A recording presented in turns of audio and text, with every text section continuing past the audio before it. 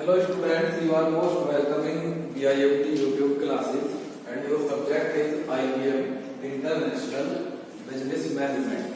ठीक है? And today's topic is SARC. ठीक है? आज जो हम डिस्कस करेंगे वो SARC के बारे में डिस्कस करेंगे. बेसिकली SARC जो है आपका रीजनल एक इकोनॉमिक इंस्टीट्यूशन है, रीजनल. ठीक है, जिसके अंदर हम पढ़ेंगे कि भाई जो हमारे रीजन वाइज इंस्टीट्यूशंस बनते हैं उनके में किस तरह की फंक्शनिंग होती है, वो कब स्टैब्लिश हुए. ठीक है, कि क्या उनके ऑब्जेक्टिव्स होते हैं और वो किस तरीके से जो है उनके अंदर आपकी वर्किंग होती है. ठीक है, इससे पहले सार्क से पहले हमने पढ़ा था एक नेफ्टा पढ़ा था और एक ईयू पढ़ा था. ईयू क्या? European union. ठीक है, तो जो आपका नेफ्टा और जो आपका यूरोपियन यूनियन है वो भी आपके रीजनल इकोनॉमिक इंस्टीट्यूशंस थे, और जैसे WTO, IMF ये थे आपके इंटरनेशनली इंस्टीट्यूशंस. ठीक है, तो जब हम सार्क की बात करते हैं तो सबसे पहले हमें सार्क की फुल फॉर्म पता होना चाहिए. जो सार्क है इसकी जो फुल फॉर्म है वो है south Asian association of regional corporation. इसकी फुल फॉर्म क्या है आपकी? South Asian association for regional corporation. इसकी फुल फॉर्म हमने क्या करी, इसे हम शॉर्ट में सार्क कहते हैं. ठीक है, जो बेसिकली आपका सार्क है ये आपका एक ग्रुप है आपके जो आपके साउथ एशियन कंट्रीज है. ठीक है, जिसके अंदर आपके इंडिया आपके उसके अंदर आता है, इंडियन कंट्री, और इंडियन कंट्री से के जो बॉर्डर्स होते हैं उनसे मिले हुए जितने भी कंट्रीज है वो आपके सार्क के अंदर आते हैं आपके. ठीक है, तो जैसे इसमें लिखा हुआ है जो आपका सार्क है वो established with signing the SAARC charter in Dhaka 8 December 1985. ये जो आपका ग्रुप स्टैब्लिश हुआ है, ये जो आपका इंस्टीट्यूशंस, ये जो आपका रीजनल कॉर्पोरेशन जो है वो आपका स्टैब्लिश हुआ है 8 दिसंबर 1985. कहां पर स्टैब्लिश हुआ था, कहां पर सारे जो इसके मेंबर्स थे उन्होंने साइनिंग कहां पर की थी? आपकी ढाका के अंदर. ढाका कहां पर है? ढाका जो है आपकी बांग्लादेश जो है उसकी कैपिटल है. ढाका आपकी जो बांग्लादेश है उसकी कैपिटल है. इसके बाद जब हम सार्क की बात करते हैं, बेसिकली जो सार्क जो आपका इंस्टीट्यूशन है, जो कॉर्पोरेशन जो है, ये बेसिकली इसलिए बनाया गया है कि जिससे कि जितने भी सार्क के कंट्रीज हैं वो आपस में एक तो स्मूथली ट्रेड कर सके. पहली चीज ये थी. दूसरा इसमें क्या था कि जितने भी सार्क के कंट्रीज हैं उनमें एक पॉलिटिकल स्टेबिलिटी हो. पॉलिटिकल मीन्स पॉलिटिकल लेवल पर स्टेब्लिश हो. साथ के साथ एक फाइनेंशियली भी स्टेबिलिटी हो सारे कंट्रीज के अंदर. यदि किसी कंट्री को कोई प्रॉब्लम है या उसे हेल्प की रिक्वायरमेंट है तो अदर कंट्रीज जो है उसकी हेल्प करें.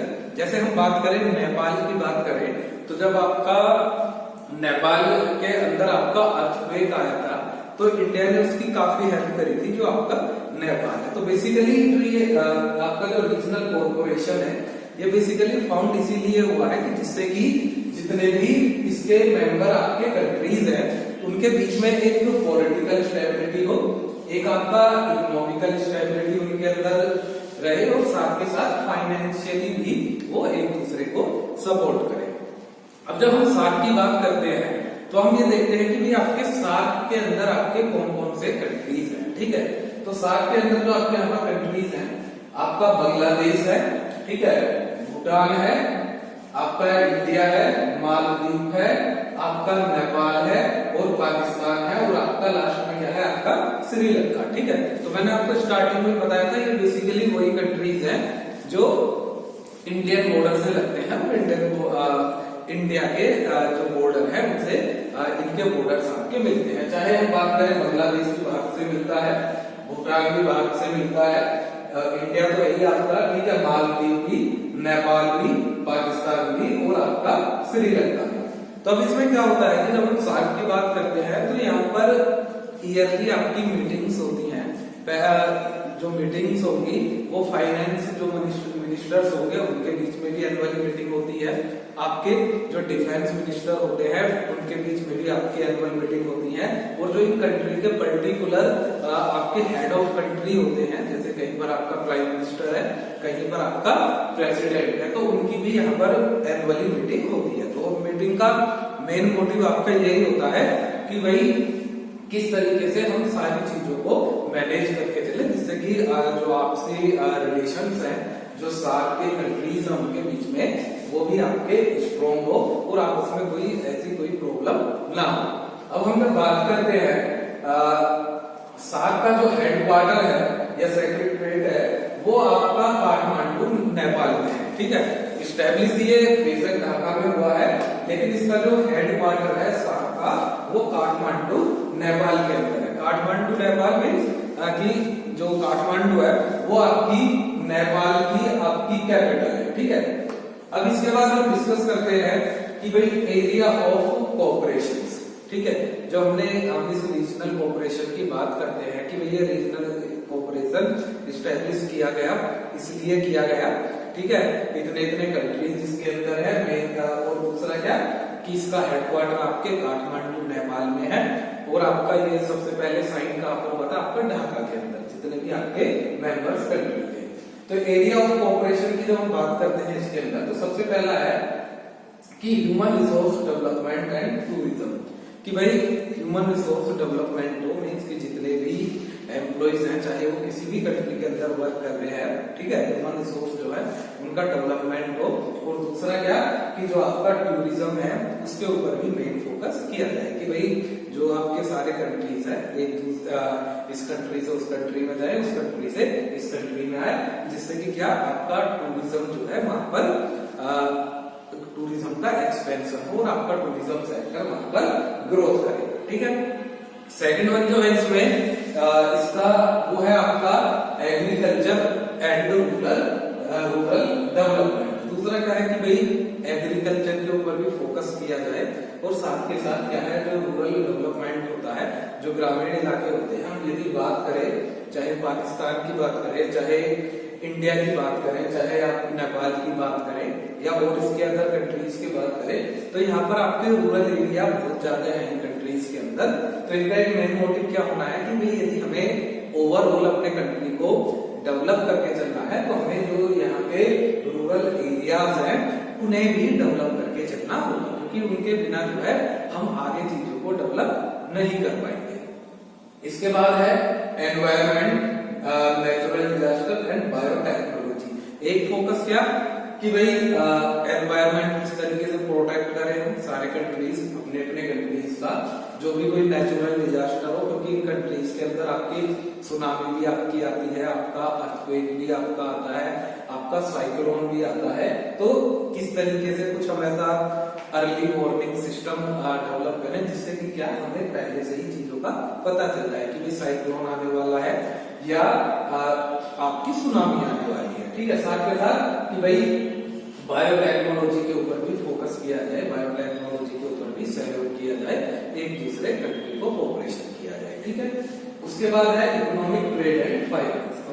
मेन मोटिव जो मेन पॉइंट का हमारा है वो है हम आपके इकोनॉमिक आपके, ठीक है, इकोनॉमिक फाइनेंस और ट्रेड। साथ के साथ जो हमारा फोकस होना चाहिए वो आपका जो हमारा इकोनॉमिक सेक्टर है, जो कि इकोनॉमी से रिलेट होता है, उसके ऊपर भी फोकस होना चाहिए, ठीक है। ट्रेड के ऊपर भी कि भाई किस तरीके से आपस में हम ज्यादा से ज्यादा ट्रेड करें, किस तरीके से हम एक्सपोर्ट इंपोर्ट बढ़ाएं। तीसरा फाइनेंस, कि किस तरीके से एक दूसरे जो कंट्री है वो फाइनेंशियली डेवलप हो, जो हमारे सार्क मेंबर्स हैं। सोशल अफेयर्स क्या कि किस तरीके से हम ज्यादा से ज्यादा जो है सोशली वेलफेयर कर सकते हैं, ज्यादा से ज्यादा लोगों को हम सोशली यहाँ पर बेनिफिट प्रोवाइड करा सकते हैं। इसके अलावा इंफॉर्मेशन एंड पॉवर्टी एलिविएशन, कि किस तरीके से हम ज्यादा से ज्यादा इंफॉर्मेशन शेयर करेंगे और किस तरीके से पॉवर्टी को रिमूव किया जाए। यदि हम अफ्रीका के बात करें तो सबसे ज्यादा उनके बाद में जो पॉवर्टी है आपके इन्हीं कंट्री के अंदर मिलेगी, कि जहां पर लोग जो है पॉवर्टी लाइन से नीचे रहते हैं, बहुत सारे लोग जो है आज भी यहाँ पर गरीबी रेखा से आपके नीचे है। तो हमें उस चीज के ऊपर भी जो है वर्क करना है, उस चीज के ऊपर भी हमें फोकस करके चलना है। उसके बाद एनर्जी सेक्टर में भी हमें कोऑपरेशन करना है, ट्रांसपोर्टेशन में भी और साइंस एंड टेक्नोलॉजी में भी। भाई किस तरीके से ज्यादा से ज्यादा हम अपने जो ट्रांसपोर्टेशन है उसे स्मूथ बनाए, क्योंकि क्या है हमारे जितने भी कंट्रीज हैं वो हमारे बॉर्डर्स जो है वो मिले हुए हैं। तो हमें मेन फोकस किस पर करना पड़ेगा, आपका रेल नेटवर्क होता है उसके ऊपर, या जो आपकी रोड कंस्ट्रक्शन होती है उनके ऊपर हमें ज्यादा फोकस करना होगा, जिससे कि हम बाई ट्रक या बाई ट्रेन अपने जो भी गुड्स या सर्विसेज हैं वो एक दूसरे कंट्री के अंदर प्रोवाइड करा सके। इसके बाद क्या है कि भाई हमें एजुकेशन सेक्टर में भी फोकस करना है, साथ के साथ सिक्योरिटी के ऊपर कि किस तरीके से हमारे साथ जो साथ के कंट्री हैं वो सिक्योर रहे, कल्चर के ऊपर भी हमें फोकस करना है। तो ये कुछ आपके पर्टिकुलर सेक्टर्स है, ठीक है, जहां पर जब हम साथ की बात करते हैं तो हम इन पर्टिकुलर पॉइंट्स पर कोऑपरेशन करके चलने की बात करते हैं। लेकिन यदि हम रिसेंटली साथ की बात करें तो जो साथ के जितने भी कंट्रीज हैं उनमें कोई प्रॉपर कोऑर्डिनेशन नहीं है। उसका मेन मोटिव क्या है, क्योंकि इसके अंदर आपका पाकिस्तान भी है। तो आपको पता है कि यदि हम इंडिया और पाकिस्तान के रिलेशंस की बात करें तो वो आपके सही नहीं है, जिसकी वजह से क्या होती है कि सपोज करो पाकिस्तान में इसकी एनुअल मीटिंग है तो इंडिया से कोई नहीं जाता, इंडिया में कोई एनुअल मीटिंग है तो पाकिस्तान से कोई नहीं आता। तो कभी कभी क्या होता है कि जिनकी मीटिंग्स होती हैं वो भी आपकी कैंसिल वहां पर हो जाती है। अब हम इसके ऑब्जेक्टिव्स की बात करें तो सबसे पहला इसका ऑब्जेक्टिव क्या है, टू प्रमोट वेलफेयर, कि जो आपका वेलफेयर है उसे ज्यादा से ज्यादा प्रमोट किया जाए और ज्यादा से ज्यादा जो है सोशली वर्क किए जाए, जिससे जो वहां की कंट्री के पीपल्स हैं उनका लिविंग स्टैंडर्ड हम इम्प्रूव कर सके। दूसरा है टू एक्सीलरेट इकोनॉमिक ग्रोथ, हम क्या करें कि जितने भी हमारे मेंबर कंट्रीज हैं उनकी जो भी इकोनॉमी है हम उसे किस तरीके से एक्सीलरेट करें, उसे हम किस तरीके से वहां पर बढ़ाएं, ठीक है, उसे किस तरीके से हम इकोनॉमी को तेजी से वहां पर इकोनॉमी के ऊपर हम काम करें। इसके अलावा थर्ड है to promote strength collective self reliance, कि किस तरीके से हमारे सारे जो मेंबर कंट्रीज हैं वो सेल्फ डिपेंडेंट बने, किसी दूसरे के ऊपर अदर कंट्रीज के ऊपर जो है वो आपके डिपेंडेंट ना रहे, सेल्फ डिपेंडेंट वो किस तरीके से बने। उसके बाद आता है आपका to contribute to mutual trust, कि भाई किस तरीके से आपस में म्यूचुअल ट्रस्ट बढ़ाया जाए कि जिससे कि क्या हम एक दूसरे की बातों पर ट्रस्ट कर सके, एक दूसरे को कॉन्फिडेंस में लेकर आपका चल सके। नेक्स्ट है टू प्रमोट एक्टिव कोलैबोरेशन, कि किस तरीके से हम एक्टिव कोलैबोरेशन करें, जी एक साथ आए और चीजों को हम क्या है एक साथ वहां पर करके चलें, या जो भी हमारी एक्टिविटीज हैं हमने किस तरीके से एक साथ परफॉर्म वहां पर करें, कोलैबोरेट करके चीजों को चलें। इसके बाद इसका जो नेक्स्ट ऑब्जेक्टिव है वो है आपका कि to strengthen cooperation with other developing country, कि जो अदर डेवलपिंग कंट्रीज हैं उनके साथ भी जो है हमें क्या करना चाहिए, उनके साथ भी हमें कोऑपरेशन जो है बनाकर वहां पर चलना चाहिए, जो आपके अदर कंट्रीज हैं। उसके बाद है आपका नेक्स्ट जो है वो है आपका to strengthen cooperation among themselves with international forums, कि भाई यदि कोई बात इंटरनेशनल फोरम पर ले जाने की बात है तो हम यदि सारे कंट्रीज कलेक्टिवली रहेंगे, एक दूसरे के साथ रहेंगे, तो वहां पर कहीं ना कहीं जो हमारा जो अपना पक्ष है, ठीक है, वो स्ट्रॉन्ग रहेगा, वो वहां पर हम अपनी बात जो है आगे रख सकते हैं यदि हम कलेक्टिवली कोई भी प्रयास करें। इसमें हम ये नहीं देखें कि भाई इंडिया का मैटर है तो हमें कोई मतलब नहीं है, आपका नेपाल का मैटर है कोई इंटरनेशनली फोरम पर तो हमें कोई मतलब नहीं है, या श्रीलंका का कोई मैटर है तो हमें कोई मतलब नहीं है। तो हमें क्या करना है, हमें वहां पर कलेक्टिवली चलना है, हमें वहां पर एक साथ चल के काम वहां पर आपका करना है, ठीक है।